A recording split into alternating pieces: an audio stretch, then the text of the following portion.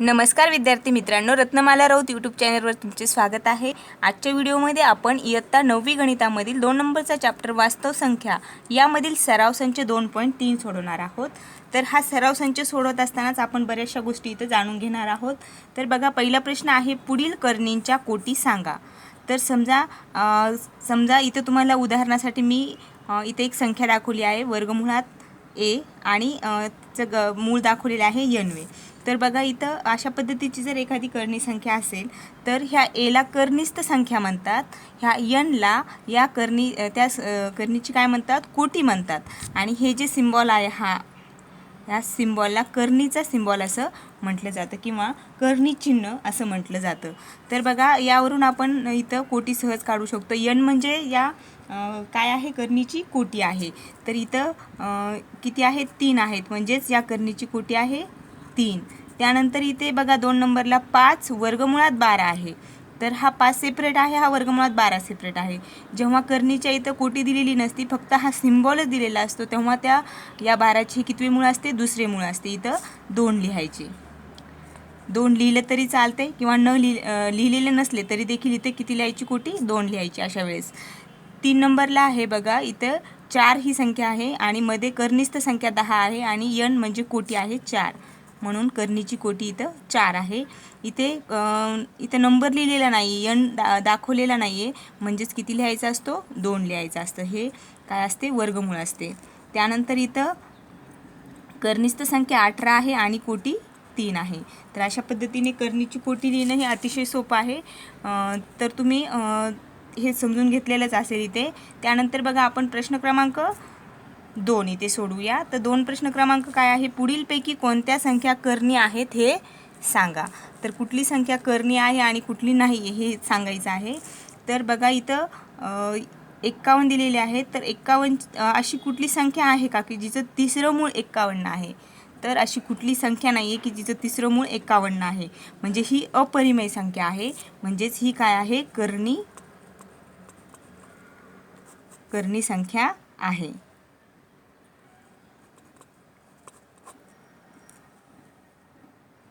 त्यानंतर बघा, इथं 16 दिलेली आहे आणि इथं 16चा चौथे मूळ। तर अशी कुठली संख्या आहे का की जिचं चौथं मूळ 16 आहे? तर ती आहे, 2चे चौथे मूळ काय आहे, 16 आहे। 2 गुणिले 2 4, 4 दुणे 8 आणि 8 दुणे 16, म्हणजे 2चा चौथा घात जर केला तर तो 16 येतो, म्हणजे 16चे चौथे मूळ किती आहे, 2 आहे, म्हणून ही कर्णी नाही, ही परिमेय संख्या आहे, कर्णी नाही। त्यानंतर बघा, 81चे 5वे मूळ दिलेले आहे। तर अशी कुठली संख्या आहे का की जिचं 5वं मूळ 81 आहे?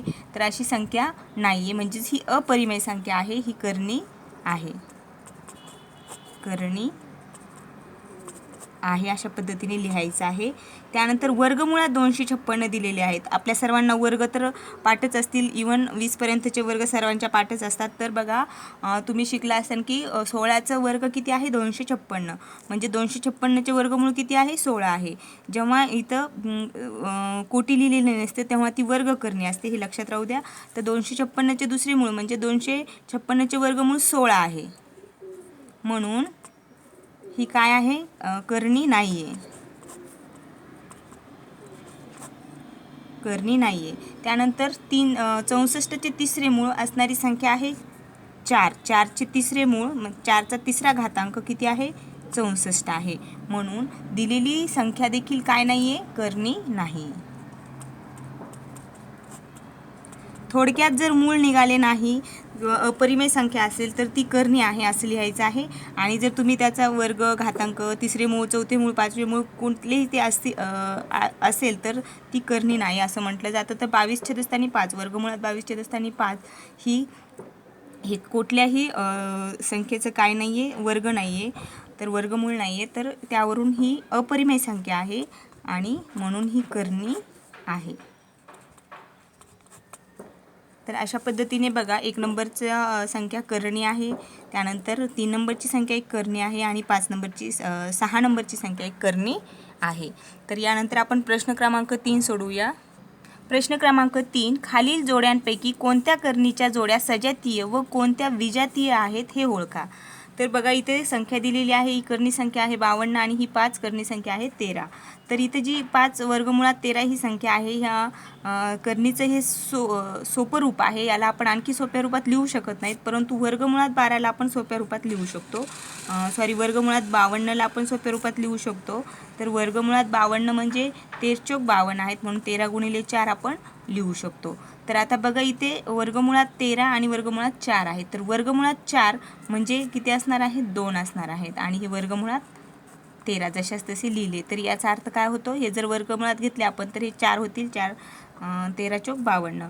तर आपण वर्गमुळात 52ला 2 वर्गमुळात 13 अशा पद्धतीने लिहू शकतो. तर ह्या 52ला आपण जर 2 वर्गमुळात 13 लिहिले तर ही दुसरी संख्या काय आहे, 5 वर्गमुळात 13.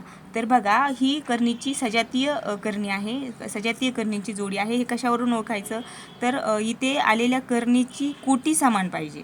तर इथं कोटी 2 आहे, इथे देखील 2 आहे आणि कर्णिस्थ संख्या इथे 13 आहे आणि इथे देखील कर्णिस्थ संख्या 13 आहे. म्हणजे सिंपली वर्गमुळात 13 वर्गमुळात 13 हे सेम आलेले आहेत आणि म्हणून ही कर्णीची सजातीय जोडी आहे, सजातीय कर्णी आहे. म्हणून इथे लिहायचं आहे खाली सजातीय कर्णी आहे आणि ती कशावरून आहे ते आपण काढलेलं आहे, कारण इथं कर्णिस्थ संख्या काय आहेत, सेम आहेत, कोटीही सेम आहे, त्यामुळे ही सजातीय कर्णी आहे. त्यानंतरची दुसरी संख्या दिलेली आहे बघा. तर बघा ही कर्णी, आता ह्या संख्या सजातीय कर्णी आहेत का विजातीय आहेत हे ओळखण्यासाठी आपण या वर्गमुळात 68ला आणखी सोप्या रूपात लिहू शकतो. वर्गमुळात 68 म्हणजे 17 × 68 लिहू शकतो. बरोबर इथं हे वर्गमुळात 17 × 4 झाले. तर या 4ला जर आपण वर्गमुळाच्या बाहेर काढले तर इथे 2 लिहू शकतो. 2 वर्गमुळात हे किती राहतील, 17 राहतील. म्हणजे आपण वर्गमुळात 68ला 2 वर्गमुळात 17 अशा पद्धतीने लिहू शकतो. आणि ही दुसरी संख्या आहे 5 वर्गमुळात 3.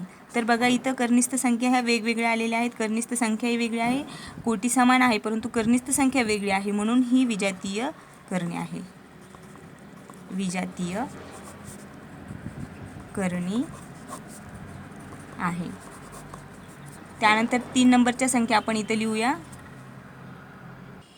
4 वर्गमुळात 18 आणि 7 वर्गमुळात 2. तर 4 वर्गमुळात 18ला आपण आणखी सोप्या रूपात लिहूया 4 आणि ह्या वर्गमुळात 18ला आपण 9 × 18 असं लिहू शकतो. तर आपण असं लिहिल्यानंतर बघा पुढची स्टेप हे 4 आणि हे 4 गुणिले हे वर्गमुळात 9 गुणिले वर्गमुळात हे 2 सेपरेट केले. तर आपण या संख्येला 4 वर्गमुळात 18ला आपण हा 4 आणि हा वर्गमुळात 9चे दुसरे मूळ किती आहे, 3 आहे. 3चा वर्ग 9 आहे, म्हणून इथं 3 लिहू शकतो डायरेक्ट आणि हे वर्गमुळात 2. तर 4 × 12 म्हणजे 12 वर्गमुळात 2 असं आपण या 4 वर्गमुळात 18ला लिहू शकतो. तर ती संख्या आपण इथं मांडूया 12 वर्गमुळात 2 आणि दुसरी संख्या आहे ही 7 वर्गमुळात 2. तर बघा इथे कोटीही समान आहे आणि कर्णिस्थ संख्याही समान आहे, म्हणून ही सजातीय कर्णी आहे, सजातीय कर्णी आहे. बघा 4 नंबरची संख्या आहे 19 वर्गमुळात 12 आणि 6 वर्गमुळात 3. तर आपण ही सजातीय आहे का नाही ओळखण्यासाठी 19 वर्गमुळात 12ला सोप्या रूपात लिहूया. 19 12ला आपण 4 × 3 4 × 12 अशा स्वरूपात लिहू शकतो. तर बघा इथं आपण जर अशा स्वरूपात लिहिलं ही संख्या, तर बघा ही 19 वर्गमुळात 4 गुणिले हे वर्गमुळात 3. तर इथे 19 गुणिले हे वर्गमुळात 4 म्हणजे 2 आणि हे गुणिले वर्गमुळात 3. तर 19 दुने 38 आणि हे वर्गमुळात 3. तर ही संख्या आपण अशा स्वरूपात लिहू शकतो, म्हणजेच ही 38 वर्गमुळात 3 आणि ही दुसरी संख्या आहे 6 वर्गमुळात 3. तर बघा इथे कर्णिस्थ संख्या आणि कर्णीची कोटी देखील समान आलेली आहे, म्हणून ही सजातीय कर्णी आहे, सजातीय कर्णी आहे. त्यानंतर 5 नंबरची संख्या आहे बघा 5 वर्गमुळात 22 आणि 7 वर्गमुळात 33. तर बघा यांना आपण सोपे रूप दिले तरीही आणखी आपण जास्त सोपे रूप देऊ शकत नाहीत, म्हणून बघा इथं जरी कर्णीची कोटी समान असली दोन्हीची 2 2 तरी देखील कर्णिस्थ संख्या ही वेगवेगळी आहे, म्हणून ही विजातीय कर्णी आहे. तर त्यानंतर शेवटचं इथे 6 नंबरचं एक संख्यांची जोडी दिलेली आहे. तर बघा 5 वर्गमुळात 5 आहे आणि दुसरी वर्गमुळात 75 आहे. तर हे करणीचे सोपे रूप आहे, परंतु या करणीला आपण सोपे रूपामध्ये आणखी लिहू शकतो. तर या 75ला आपण 25 गुणिले 3 अशा स्वरूपात लिहू शकतो. तर 25 गुणिले 3 ह्या स्वरूपात जर लिहिलं आपण या करणीला, तर बघा इथे काय येईल, हा वर्गमुळात 25 गुणिले वर्गमुळात हे 3 होतील. 25ला 5 मध्ये वर्गमूळ काढल्यानंतर 5 होतील आणि हे 3. तर म्हणजे ही 3 वर्गमुळात 5 आणि ही 5 वर्गमुळात 3. तर इथे कोटी समान आहे, परंतु करणीस्थ संख्या ही वेगवेगळी आहे. इथे 5 आहे, इथे 3 आहे, म्हणून ही विजातीय करणी आहे. विजातीय करणी आहे. अशा पद्धतीने बघा तुम्ही आत्ता ज्या संख्यांच्या जोड्या बघितल्या त्यामध्ये 1 नंबरची जोडी, त्यानंतर 3 नंबरची जोडी आणि 4 नंबरची जोडी ह्या सजातीय करणीच्या जोड्या आहेत, कारण यांची कोटी आणि करणीस्थ संख्या ही समान आहे. आणि 2 नंबर, 5 नंबर आणि 6 नंबर ह्या विजातीय करणी आहेत, कारण यांची कोटी समान आहे, परंतु करणीस्थ संख्या वेगवेगळ्या आहेत, म्हणून ही विजातीय करणींच्या जोड्या आहेत.